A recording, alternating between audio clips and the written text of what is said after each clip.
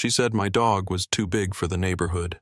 The HOA seriously claimed he was breaking the rules and told me I'd better find him a new place. But as I started talking to my neighbors and gathering proof, I realized this wasn't just some silly complaint. This was a full-on battle for my rights. And while they thought I'd back down, I brought in a real beast, an even bigger dog that definitely didn't fit into their perfect little world. What they didn't know was that I wasn't about to stay quiet. But let's start from the beginning. I'd always known that living in a neighborhood governed by an HOA came with its fair share of rules. But when the president of our HOA, Karen, knocked on my door one sunny afternoon, I never expected this. Her face, tight with judgment, was framed by the perfectly manicured lawns of the neighborhood as she informed me that my dog, Thor, was too big for the community. Yes, Thor, a gentle, 130-pound Rottweiler who loved to lay in the sun, watch kids play, and never once barked at anyone. Her exact words were, "You're in violation of HOA regulations. Thor is causing a disruption." No formal complaint, no warning, just a demand for me to either rehome him or face hefty fines. My jaw dropped. Thor wasn't even aggressive. He was a teddy bear, but Karen was convinced that because his size didn't fit her version of community aesthetics, it was a problem. And of course, she was the self-appointed authority on what was appropriate. But this wasn't just about Thor. This was Karen and her team of rule-obsessed HOA board members trying to flex their power.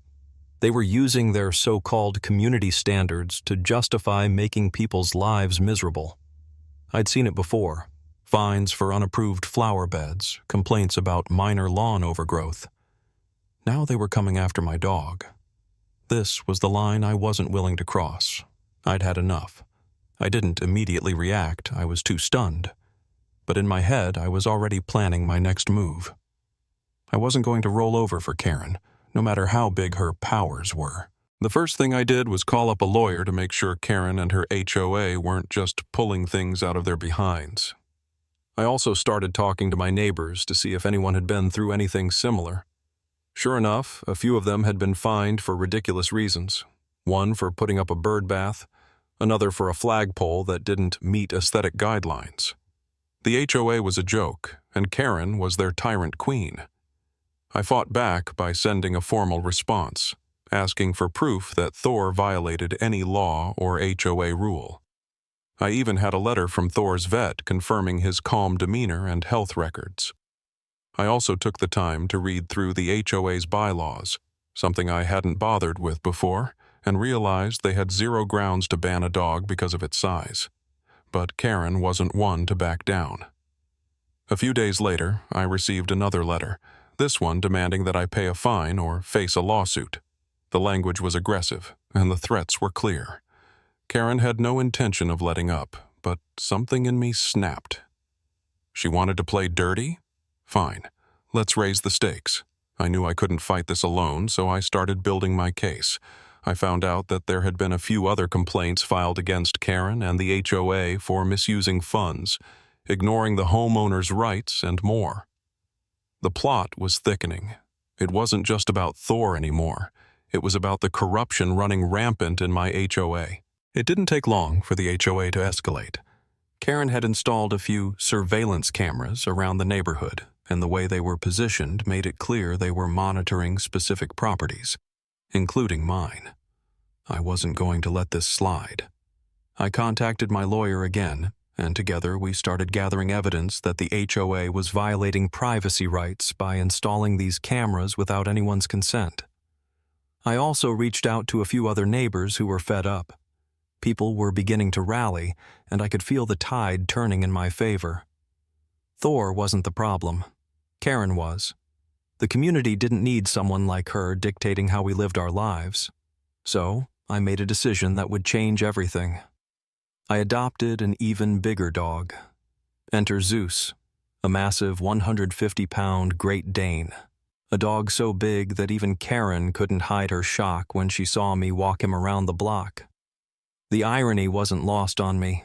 Karen had banned my dog for being too big, so I'd brought in one that made Thor look like a puppy.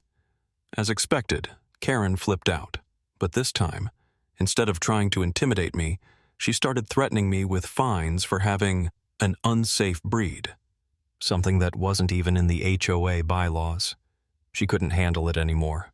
She knew she was losing control. The final straw came when the HOA attempted to fine me for exceeding community limits on pets. They decided, without notice, to pass a new rule that limited pet sizes across the neighborhood. I'd already been gathering support from neighbors, and now I was ready to take this battle public.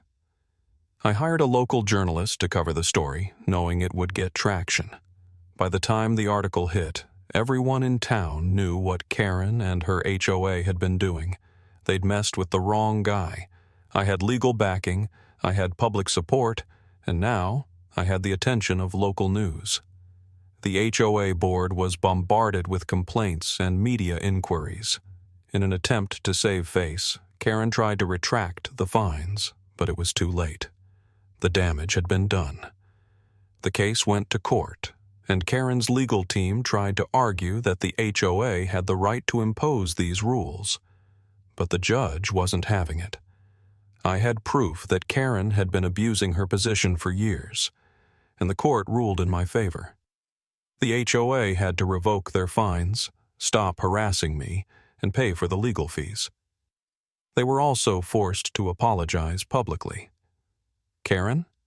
She was ousted from her position as president of the HOA, and the neighborhood finally got the leadership it deserved. In the end, Thor and Zeus were free to roam without fear of Karen's petty rules. And for me, I finally had peace, knowing that I'd stood up not just for my dog, but for every other neighbor who was too afraid to speak up. The HOA had learned the hard way: don't mess with a man's dog.